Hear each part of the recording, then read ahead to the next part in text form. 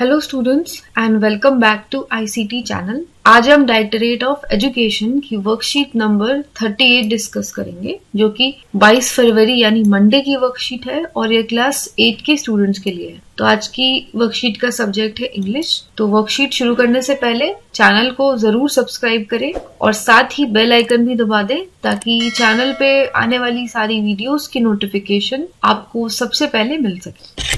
तो आज के चैप्टर में हम पढ़ेंगे lesson article A and the. तो ए एंड और द होते हैं articles. An article is a word that comes before a noun. तो आर्टिकल एक ऐसा वर्ड है जो कि किसी नाउन के पहले आता है, जैसे the boy, a, B, an apple. यहाँ पे द, ए और एन आर्टिकल है। A and an have the same meaning. A and an are indefinite articles. Indefinite यानी कि डेफिनेट नहीं, यानी वो फिक्स नहीं है। जैसे अगर आप बोल रहे हो द बॉय, यानी कि वो लड़का जिसे आप जानते हो या जिसके बारे में आप बात कर रहे हो। लेकिन अगर आप बोलोगे ए बॉय, तो ए बॉय यानी कोई भी लड़का, मतलब आप जनरल वे में बोल रहे हैं कि कोई लड़का। The difference depends on the sound at the beginning of the next word. So when the next word starts with a consonant sound, we use A, and when the next word starts with a vowel sound, we use N. तो A तब use करते हैं जब हम consonant, तब हम किसी word के पहले ए तब लगाते हैं जब वो वर्ड का जो पहला लेटर है वो कॉन्सोनेंट हो, और एन उस वर्ड के साथ लगाते हैं हम जब उस वर्ड का पहला लेटर कोई वॉवेल हो। तो वॉवेल क्या होता है ये आपको पता ही होगा। वॉवेल होते हैं ए, ई, आई, ओ और यू। ये होते हैं हमारे वॉवेल। अब जैसे बुक है, तो बुक में ये वॉवेल तो नहीं है, बुक बी से स्टार्ट होता है। ए, ई, आई, ओ, यू से अगर कोई वर्ड स्टार्ट होता है तभी हम एन लगाएंगे, वरना हम ए लगाएंगे। तो बुक के साथ लगेगा a car, a dog, a frog, a lemon, a truck. अब नेक्स्ट आता है एप्पल। तो एप्पल स्टार्ट होता है ए से, जो कि एक वॉवेल है, तो हम ए नहीं लगाएंगे, हम एन लगाएंगे। नेक्स्ट है एग। तो एग क्या होता है, ई से स्टार्ट होता है तो हम एन लगाएंगे। वैसे ही इंसेक्ट होता है आई से स्टार्ट, आई भी वॉवेल है तो हम एन लगाएंगे। An orange, an umbrella, an actor. अब be careful, the sound of the letter is important. अब इसके साथ ही साथ वॉवेल और कॉन्सोनेंटों में देखना ही है, लेकिन साथ ही साथ हमें साउंड्स भी देखने हैं। कैसे देखने? A house but an hour. तो यहाँ पे हाउस के साथ हमने ए लगाया है, लेकिन आवर के साथ हमने एन लगाया है, जबकि दोनों ही एच से स्टार्ट हो रहे हैं। एच तो वोवेल नहीं है, तो यहाँ पे क्या ध्यान रखना है? The H at the beginning of our is silent.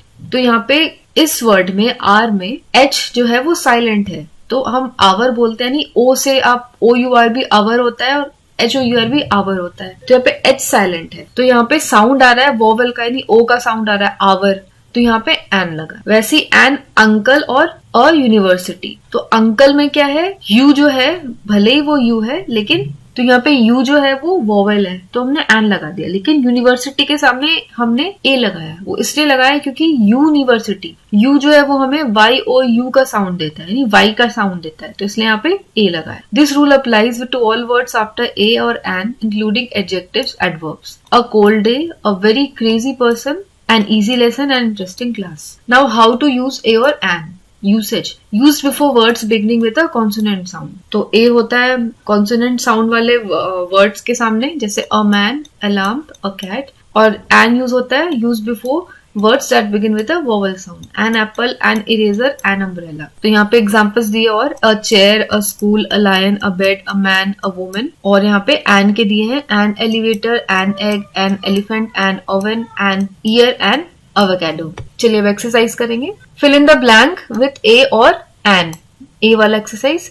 तो फर्स्ट है, आपको यहाँ पे ब्लैंक्स स्पेसेस दिए गए हैं सेंटेंसेस में। यहाँ पे आपको a और an जो भी सूटेबल है वो आपको फिल करना है।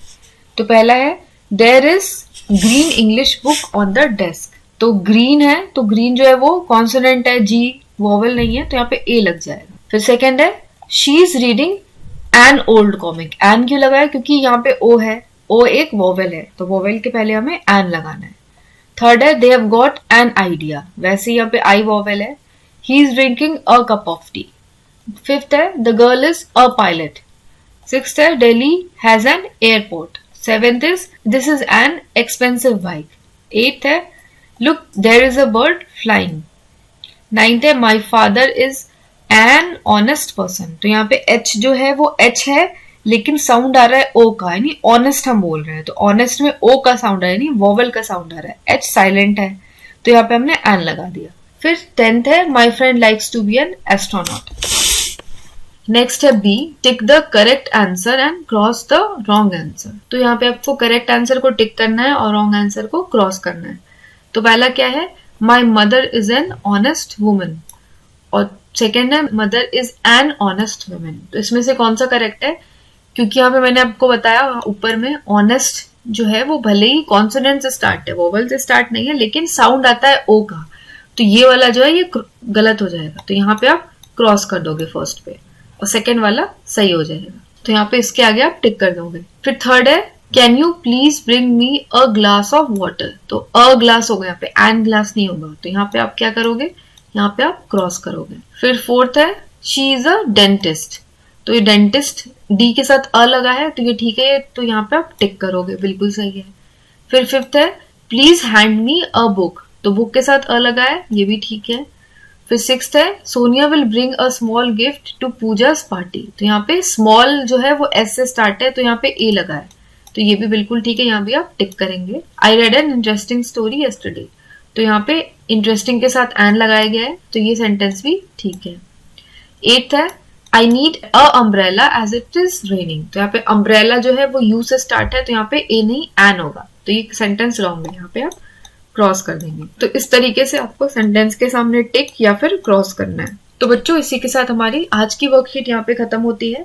तो ये वर्कशीट आपको कैसी लगी और आपके क्या डाउट्स हैं इस वर्कशीट में, ये आप मुझे कमेंट में पूछ सकते हैं। तो अगर आज की ये वीडियो पसंद आई हो तो लाइक बटन को जरूर दबाएं और साथ ही साथ वीडियो को अपने सारे फ्रेंड्स के साथ भी जरूर शेयर करें। तो आज के लिए बस इतना ही, मैं मिलूंगी आपको अगली वर्कशीट के साथ। तब तक के लिए take care, stay safe and have a nice day.